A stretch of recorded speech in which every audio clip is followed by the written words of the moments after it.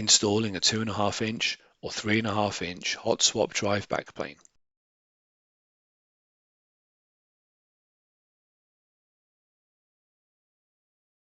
For the 2.5 inch hot swap drive backplane, align the tabs on the bottom of the backplane with the slots on the drive cage and insert it into the slot. Push the top of the backplane toward the drive cage until it clicks into place.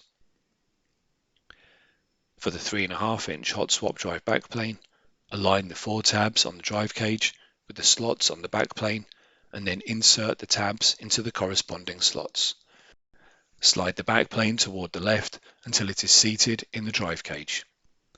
Connect the power and signal cables to the backplane.